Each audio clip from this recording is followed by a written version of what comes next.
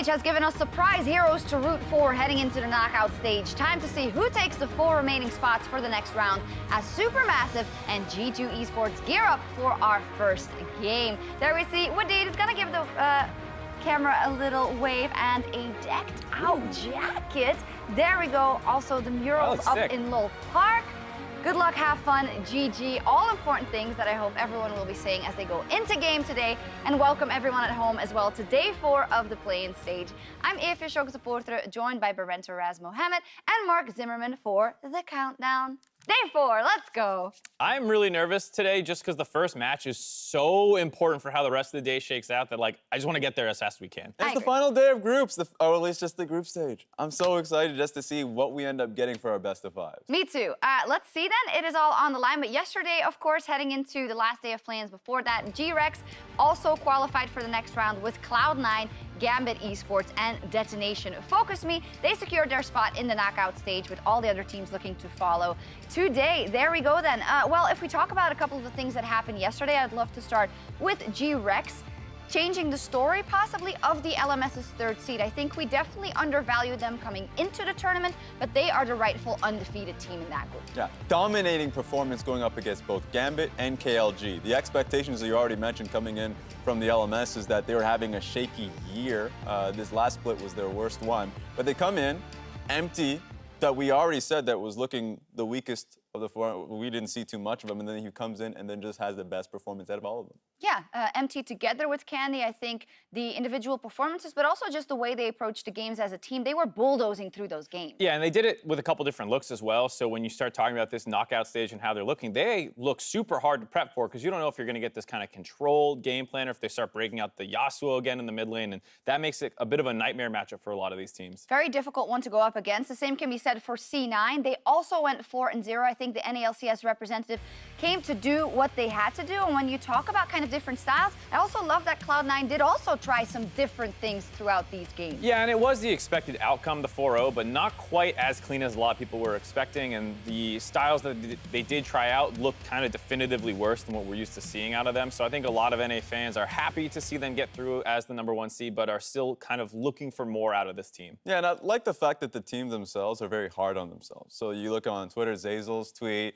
or just the face of Reaper. All you need to see is look at his face, and you know that they expect more out of themselves. So you, as the expert from the NALCS, when C9 goes into these best of 5s and possibly also the group stage, do you want to see them just always go back to what worked for them in the gauntlet and in the season? I think that's kind of what I wouldn't mind seeing because on the one hand, you're not showing anything new that people wouldn't have prepped for. And at the same time, I think it's what you play best at and getting stage experience, executing on these comps that when push comes to shove, you'll be playing anyways. Like, I think that's what I would prefer to see. Well, they have a day to recoup and to think of the strategies, and they should be the absolute favorite going into any best of 5. But another big story, and maybe one of my favorite ones coming out of all the play-ins so far, is Detonation Focus Me exceeding expectations. The LGL representative from one of the smallest servers in the world. This team has been around forever, manages to qualify for the next round in an international stage for the first time ever.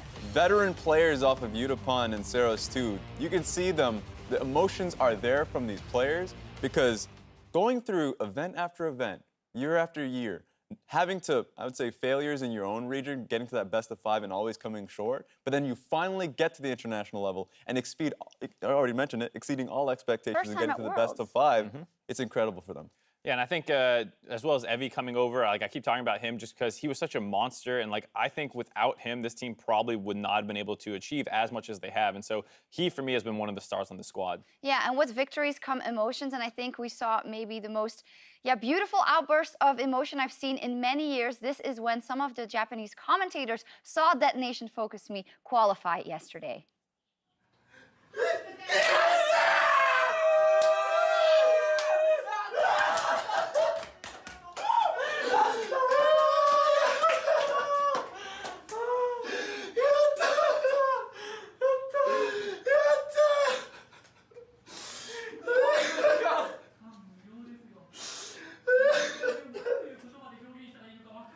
Oh, that is so good. It's so cool to see it go from like the initial like elation, like we did it, to like kind of the moment where it sets in and realize that like we're actually doing it. We're making a huge impression on the world stage. Because you can set up the building blocks. For these players, they say they have excellent players. You already mentioned Evie. Utapon exceeding expectations in the bottom lane. But then when they all come together and they can get that success, the results are coming through in the tiebreaker, that's what really settles it. Yeah, you can also find a full clip on Twitter somewhere. It's really cool. It's almost like a movie, how it builds up and then the winning moment finally comes.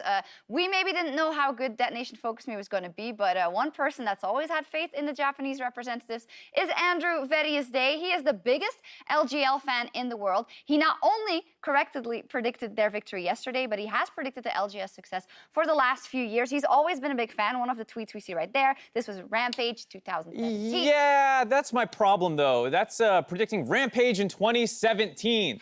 He's been doing this for like 2 years, the last 4 international, tournaments for the LJL. And What's your point? Is it even a prediction if you're literally just saying they're going to win every time and they don't? Is Freak going to be... That's what you do with NA. Let's not talk about NA. We're talking about the Vedius tweet who's getting props right now. Is Freak going to get credit for tweeting every single team is going to win World's bold prediction this year? Are we going to give him credit when he gets that one right? That's basically what we're doing here, Even a broken clock is right 2 times. Broken clock's right twice a day. Blind dog finds a bone. And apparently Vedius can sometimes predict a game. Listen, it wouldn't be fair to just let Marks call Vedius out without Vedius responding. So let's head over to the caster deck and see what Vedius has to say. Listen, Mr. Zimmerman. Were the CLG fans ever mocked for believing? No. Were the Fnatic faithful fans ever mocked for believing that the Worlds Run could happen last year? No. I am part of the Detonation determined squad that believed that one day Japan would finally exceed these expectations and overcome all challenges, and I will forever be a fan of the LGL. Mark Zimmerman, you just have lost the faith. I will never give up on the LGL. Oh, you just called it out. Small correction. All those teams were, in fact, mocked for keeping their 4 at the time. It's fine to have the faith. I applaud the faith, I guess, Vedius, but definitely not quite a prediction. Does this disqualify him from having faith in any other region? Because I kind of feel like he's selling out, EU that he's been captain you the whole can't have time. faith in every region. It's like it's the same. If you bet on every horse, one's going to win. One god. Yeah. The EU god. But hey, I think we can all agree that we're very happy for Detonation Focus Me that they advanced, so that's awesome. Now, C9 also had a fantastic run, and after all the action, Avali did get a word in with Sneaky on where his team needs to improve heading into the knockout stage. I'm here with Sneaky, the AD carry for Cloud9, who just ended day 3 of play-ins going undefeated. Now, what were your thoughts about the team's performance? I think we played okay. There's a lot of stuff that felt a whole lot more awkward to us, maybe the spectators could see, but in general, it felt a lot harder for us to get advantages, and we kind of just waited a bit on them to mess up, and we kept getting picked a lot. So those are a lot of things we need to work on. So I just spoke with Reapert, and I asked him about what he thought about the team's performance, and he was not too happy. He said that there's a lot of stuff that you guys need to maybe address and fix before knockouts. But what do you really think of the team's current status? Yeah, like I said, I think we're doing okay. There are some core problems that do make the games just feel like we can't really start anything, and it's hard to really pinpoint exactly what that is. It's been the same way every single game we played, I think, where we kind of just wait around for them to make a mistake. So yeah, I think we're doing all right, but we'll need to step it up if you want to even get into the World's group stage. You have a couple days to kind of iron out any of those problems, but kind of going into the knockout stages, are there any teams that you want to go up against or maybe are avoiding? Well, I don't think we'll play them. I don't know if they're secured for seed, but EDG for sure. I wouldn't want to play them. And yeah, I'm pretty much happy with playing anyone else, honestly. What about G2? Yeah, I'd be okay with playing G2. I wouldn't ideally want to, but I think we could beat them for sure. Well, Sneaky, thank you so much, and I wish you the best of luck. That's it for us here. Back to you.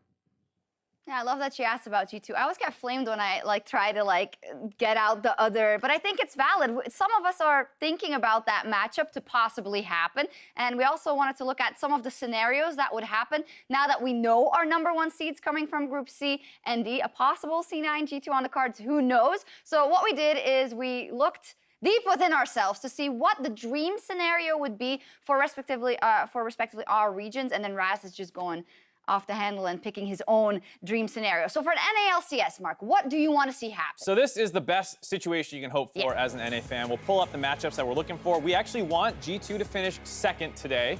and that will allow them to go up against EDG. But we want the upsets across the board, basically. You Oh my basically see God. everyone aside for C9 My God, what have you losing. done? All Wait, the number one Dire pool Wolves schools. beat Supermassive? Direwolves win. Detonation beats G-Rex. All these upsets because what we're trying to do is we're trying to find the easiest group stages as well for NA fans. So Okay. this is one of the potential groups that can come from those outcomes. One, Cloud9 goes into Group A. Yeah. Because they have to go between Group A and Group B, and you're definitely taking Group A. Group B, Detonation, sorry, guys kind of led to the slaughter there. In the bot side, G2 is probably the easiest team you can get in Group C for Team Liquid, which is also not bad for G2. And then in Group D, you do not get G-Rex in there. You get Direwolves, much easier for 100 Ooh. and also Fnatic. That is so ambitious, though. Like, you're expecting a lot of, like... I didn't say expecting. In 3 days, oh wait, that would be your dream. I'm Yeah, sorry. a dream. Okay, this is It like is the a dream. scenario. So what is not. It's the more nightmare? Martin's dream. The nightmare is if everything goes according to plan. All the number one pool teams get out. G2 actually ends up rallying here today. That puts C9 in the B group, which we don't want. We don't want G-Rex against 100 Thieves because they actually look pretty scary, and that's where the wild card, or the emerging region most likely would come from if Supermassive upsets. They go in there potentially as well. So, like, there's some really scary stuff here, and I just am trying to avoid all that. All right.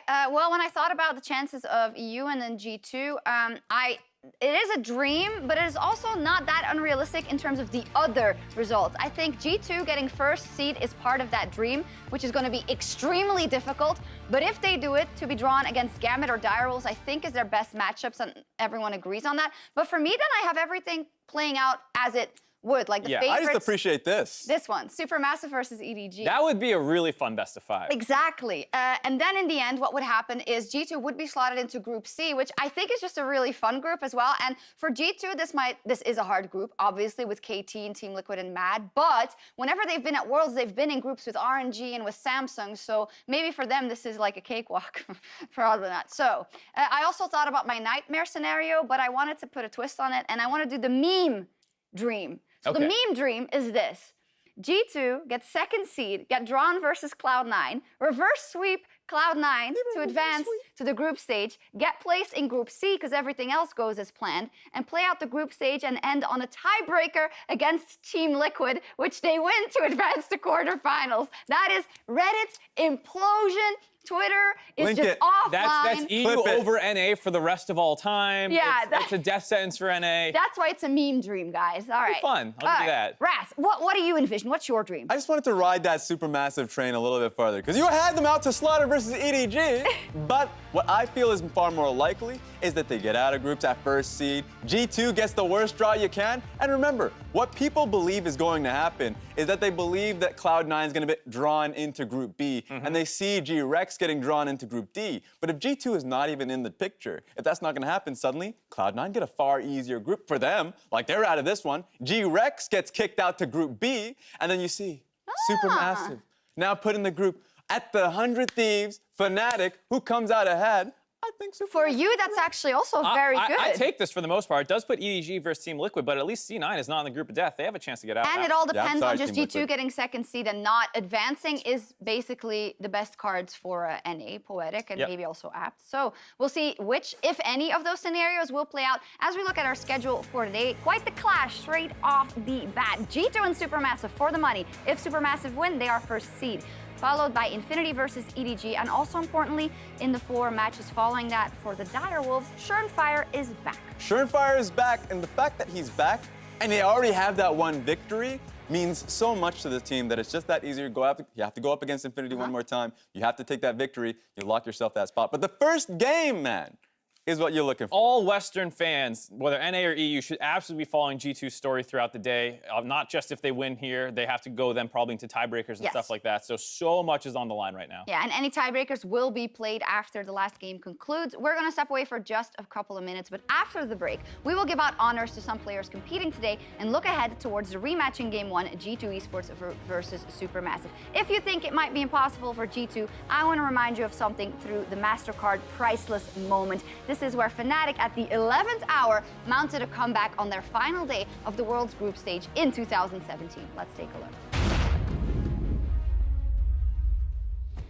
Both of these teams starting their week off with a loss makes this matchup all that much more important. Maybe with 45 seconds on Baron. Oh, play both the storm. That's the ultimate. The instant flash break. Flash is in there. Oh no! He does get knocked up.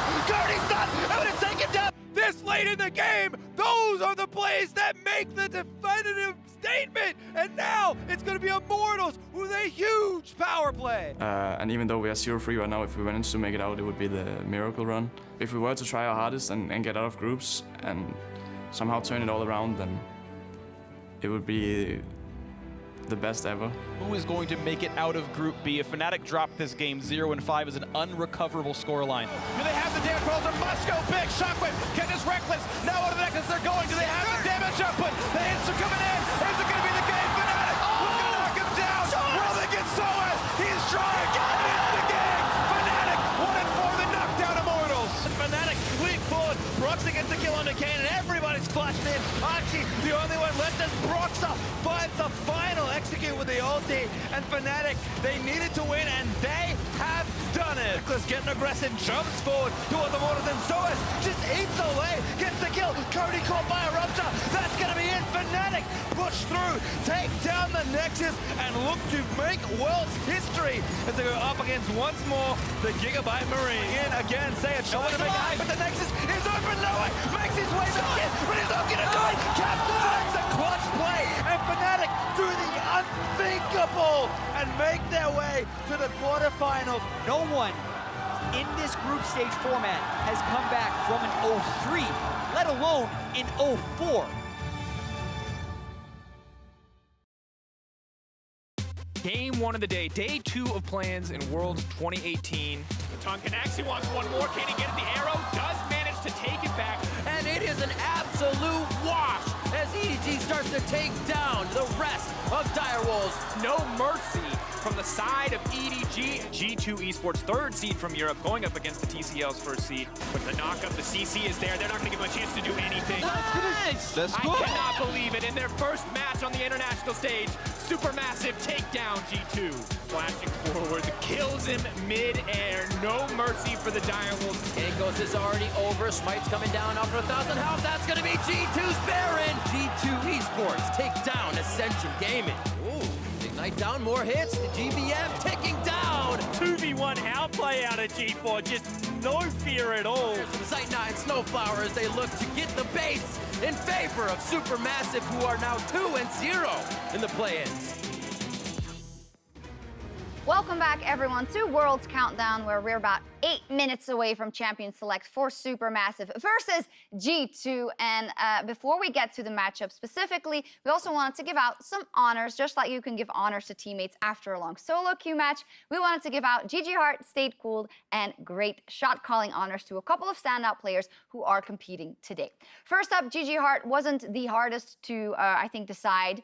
EDG's mid laner Scout, he's had a phenomenal split, and he's had a phenomenal first day of games as well. Yeah, I remember this first game coming into this one. He just absolutely blasted Infinity's mid laner. So for him, coming in there, keeping calm, nothing being said out of them, just solo kills. Yeah, this is the kind of award you give when that guy shows up in your game, doesn't type anything the whole time, brutalizes his lane. You say, thanks for the free LP, and hope you bump into him again. Be on your way. Second award we have to give out, or honor we have to give out, is Stayed Cool. Do we have any options for that? I think we got to give it to Udasoft of the Direwolves, but honestly, probably to the entire team, too. I love that picture. I mean, he had to come into a very tough situation, kind of subbed in with no real time to prepare, and some of the plays he made were big question marks showing on wards before he went to go, running through plays, being in vision, not on top of wards, so he gets counter ganked. And to be fair, they bounced back from that kind of stuff, not just him, but the entire team. Yeah, he himself had positive personality, you can already tell, so he just, got himself carried through those games. Yeah. Came in learning while just waiting on Turnfire to come back for the squad. So there we have it. Congratulations coming through.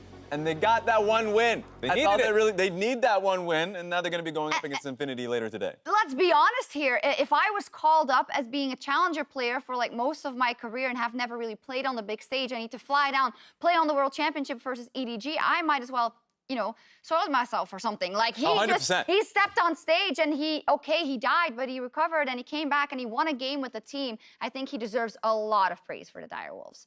No comment? Yeah, well, I agree. I agree. I've never soiled myself playing the League of Legends match either. Good to know.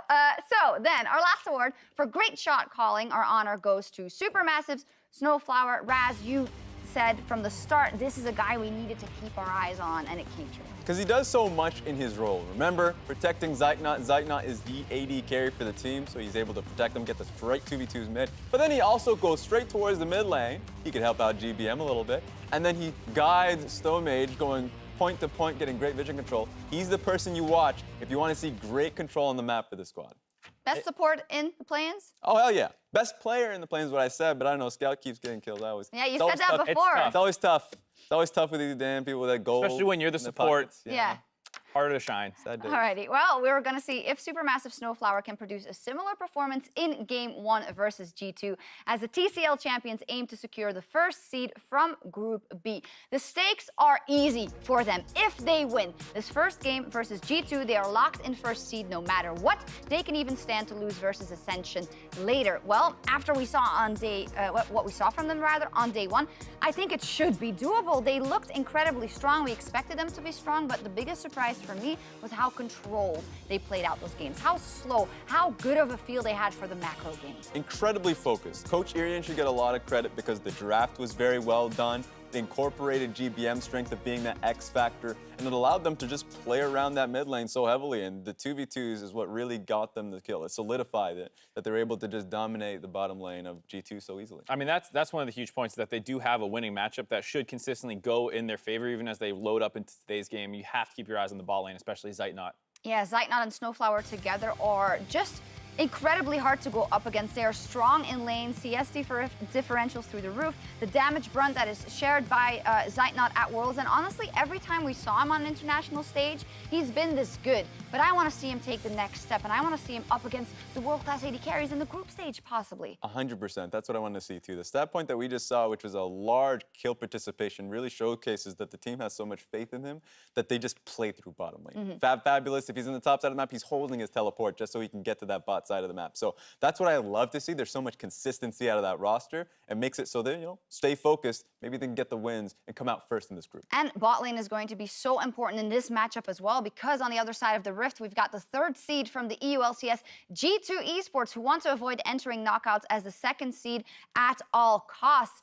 If they want to get the first seed, they have to win versus Supermassive, win versus Ascension, and if Supermassive win versus Ascension, win versus Supermassive again. And Mark, it is so important for them to try and avoid the first seed in the best of 5. Yeah, all those look like really tough matchups. And in order to do that, I think I'm looking at Perks to step up a little bit more. I think he has been one of the better performing members on G2 thus far, but he is this team's star in my eyes. And stars are expected to shine, and I don't think he's quite done that yet. He's had some reasonable performances, but he kind of needs to become one of the biggest carries for this team, I think, in order for them to win.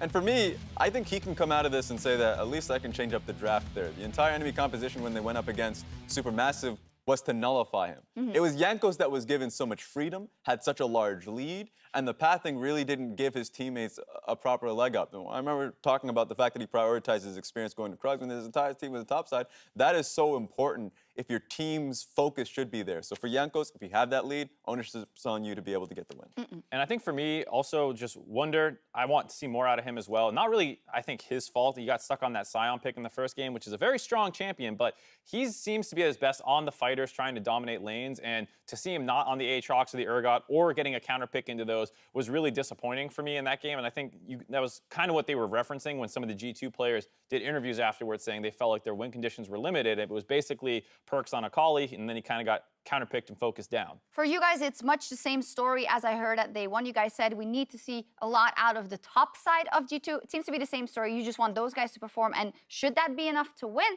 Because it looks like they had no chance versus Supermassive in game 1 on the first day. They just got blown out of the water from minute 1. So what is like the first thing they have to do when they get into game? First thing they got to do, just be confident that your early game last time was very strong. That's a base that you can work off of. I think even though I heavily criticize Jankos, his early games are still incredibly strong. So if it's just going to be through 2v2s mid, it should be a success. I actually have them coming out with a victory for this first game. Well, let's look at predictions, and now that you call it up, predictions for G2. Boom. Well, Raz, last time you had the faith in Supermassive, so I think I voted for G2, obviously, because I believe that the third seed from EULCS, after what I saw in the Gauntlet, has more to do if they focus in on a strong early game. But I'm also not gonna lie and say that I think this is a 100% win. I think they should edge out, but they're gonna have to have a different game plan today. Yeah, and well, what's nice is you're on red side, so you don't have to worry about GBM's counter pick largely neutralizing perks, and then you can potentially live up some of these power picks because it does feel like Fabulous is a little bit more on the tank duty side of things, and so maybe that can free up Wonder as well. So I do think they have a lot of avenues forward. Yeah, I think it's going to be a really close matchup between the two. And remember, these are just best of one situations. G2 really got a lot of information last time around.